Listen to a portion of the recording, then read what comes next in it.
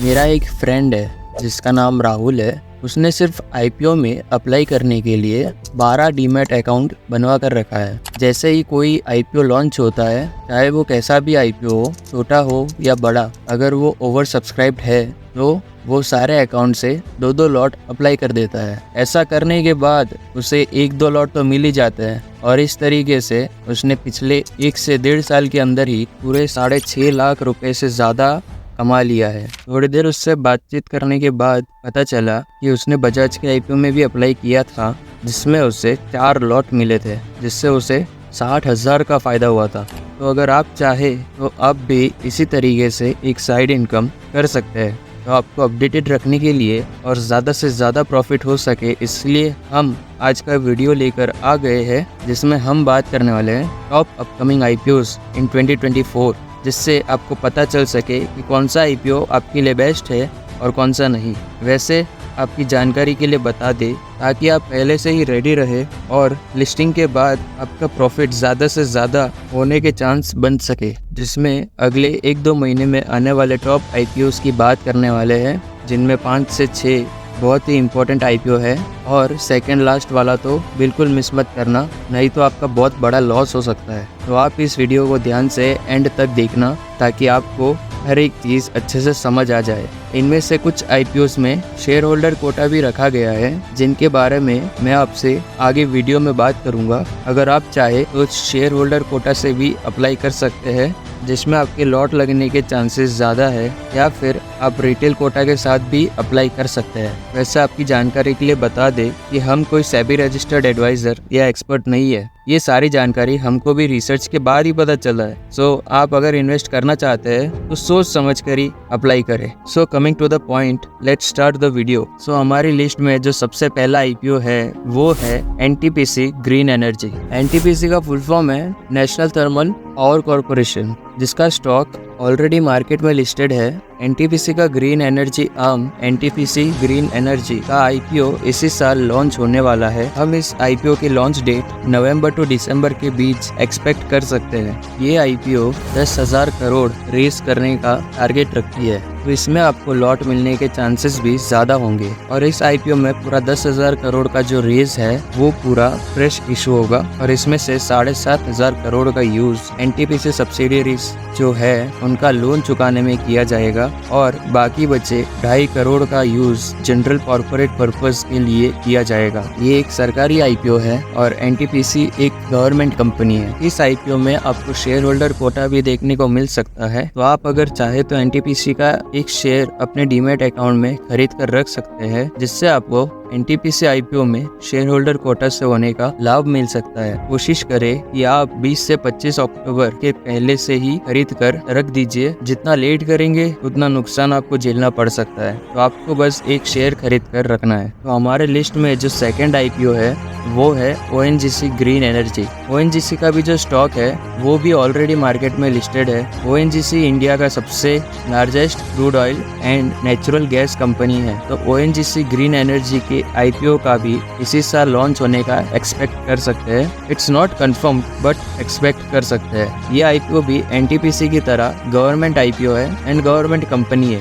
इस आईपीओ में भी हम एनटीपीसी की तरह शेयर होल्डर कोटा का एक्सपेक्टेशन रख सकते हैं। और ओएनजीसी के टारगेट की बात करें तो 2030 तक 10 गीगावाट रिन्यूएबल या फिर ग्रीन एनर्जी जनरेट करने का टारगेट रखती है। लिस्ट में थर्ड नंबर का जो आईपीओ है वो है एचडीबी फाइनेंशियल सर्विस, जो कि फाइनेंशियल सर्विस सेक्टर की आईपीओ है, जो कि एचडीएफसी की ही एक सब्सिडियरी कंपनी है। ये कंपनी अपने 10% स्टेक को डाइल्यूट करके 10,000 करोड़ रेस करने का टारगेट रखती है। डेट्स अभी तक कंफर्म नहीं है बट एक्सपेक्टेड डेट्स इस साल के एंड के दिसंबर के आसपास का माना जा सकता है। माना जा रहा है कि इस आईपीओ में फ्रेश इशू के साथ साथ सेकेंडरी सेल भी होने वाले हैं, जिसमें शेयर होल्डर कोटा भी हो सकता है। तो आप एनटीपीसी और ओएनजीसी की तरह ही एचडीएफसी बैंक का भी एक शेयर खरीद कर रख सकते हैं, जिससे आप शेयर होल्डर कोटा का लाभ उठा सकते हैं। फोर्थ आईपीओ जो है वो है हीरो मोटरकॉर्प कंपनी की,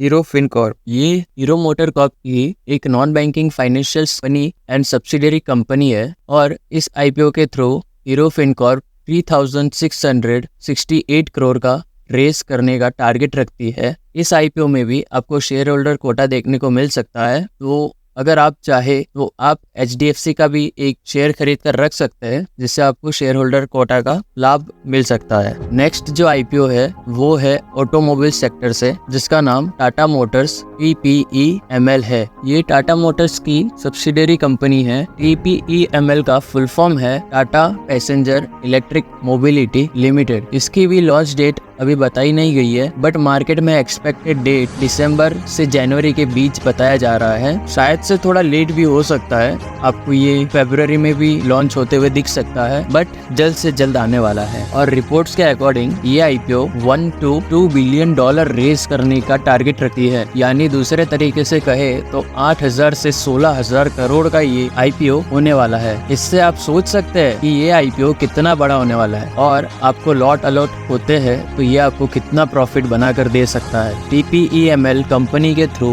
टाटा मोटर्स अगले साल तक पूरे 1 लाख EVs सेल करने का टारगेट रखती है। इस आईपीओ में भी आपको शेयर होल्डर कोटा देखने को मिल सकता है, तो अच्छा होगा आप टाटा मोटर्स का भी एक शेयर खरीद कर रख दे, ताकि आपको शेयर होल्डर कोटा का लाभ मिल सके। नेक्स्ट हमारे लिस्ट में जो आईपीओ है उसका नाम है Hyundai मोटर्स इंडिया लिमिटेड। इनका DRHP जून में फाइल किया हुआ है। ये कंपनी अपने 142.2 मिलियन इक्विटी शेयर्स को डाइल्यूट करके 25,000 करोड़ रेज करने का प्लान कर रही है। 25,000 करोड़ से आपको पता चल गया होगा कि ये कितना बड़ा आईपीओ होने वाला है। इस आईपीओ में भी आपको जरूर से अप्लाई करना चाहिए। कंपनी भी प्रॉफिटेबल है और आपको भी अच्छा खासा प्रॉफिट बनाकर दे सकती है। नेक्स्ट आईपीओ है बजाज एनर्जी लिमिटेड। ये एक Bajaj energy limited and Lalitpur power generation company limited LPGCL की सब्सिडियरी है। इस आईपीओ का साइज 5,450 करोड़ का होगा, जिसमें से 5,150 करोड़ का फ्रेश इशू और बाकी बचा अमाउंट OFS होगा। ये इंडिया की एक largest private sector thermal generation company है, जिसका thermal power plant develop, finance और ऑपरेट करने का इम्प्रेसिव ट्रैक रिकॉर्ड है। इस आईपीओ में भी शेयर होल्डर कोटा हो सकता है, तो आप इसमें भी एक शेयर खरीद कर रख सकते हैं, बट इसकी डेट्स अभी तक अनाउंस नहीं हुई है। नेक्स्ट आईपीओ जो हमारे लिस्ट में है वो है स्विगी का। स्विगी अपने कंपनी के एक्सपेंशन के मोटिव से आईपीओ लॉन्च कर रही है। स्विगी अपने इस आईपीओ से 11,000 करोड़ रेज करने का प्लान कर रही है, जिसमें से 5,000 करोड़ पूरा फ्रेश इशू है। इस आईपीओ को नवंबर के आसपास लॉन्च होने के चांसेस है। आप सभी को पता है स्विगी किस चीज की कंपनी है और क्या काम करती है, बट आप सभी को ये भी पता होना चाहिए कि ये एक लॉस मेकिंग कंपनी है। स्विगी का रेवेन्यू 36% के रेट से ग्रो हुआ है और अभी इसका लॉस 44% के रेट से कम हुआ है। बट कॉम्पिटिटर्स के मुकाबले स्विगी अभी भी लॉस मेकिंग कंपनी है, बट ये सारे स्विगी के कुछ प्रॉमिसिंग साइंस है कि कंपनी प्रॉफिट बना सकती है। नेक्स्ट जो आईपीओ है वो है SJVN green energy limited. SJVN का फुल फॉर्म है सतलज जल विद्युत निगम लिमिटेड, और ये एक इंडियन पब्लिक सेक्टर कंपनी है जो हाइड्रो इलेक्ट्रिक पावर जनरेट और ट्रांसमिट करती है। SJVN का स्टॉक ऑलरेडी मार्केट में लिस्टेड है। क्योंकि इस आईपीओ की पेरेंट कंपनी ऑलरेडी लिस्टेड है, तो हमें इस आईपीओ में भी जरूर से शेयर होल्डर कोटा देखने को मिल सकता है। NTPC के आईपीओ लिस्टिंग के तुरंत बाद SGEL के आईपीओ लॉन्च होने के चांसेस हमें दिख सकते हैं। SGEL का टारगेट 2030 तक 25,000 मेगावाट और 2040 तक 50,000 मेगावाट ग्रीन एनर्जी जनरेट करना है। अभी इसके बारे में ज़्यादा डिटेल्स नहीं दी गई है। आप हमारा चैनल सब्सक्राइब करके रख दीजिए।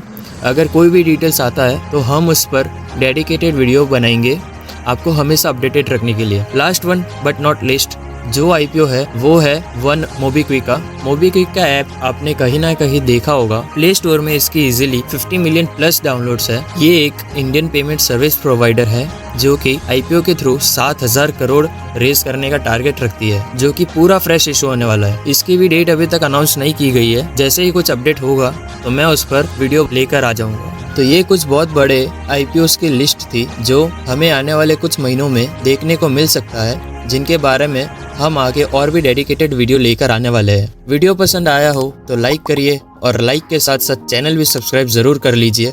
मिलते हैं नेक्स्ट वीडियो में।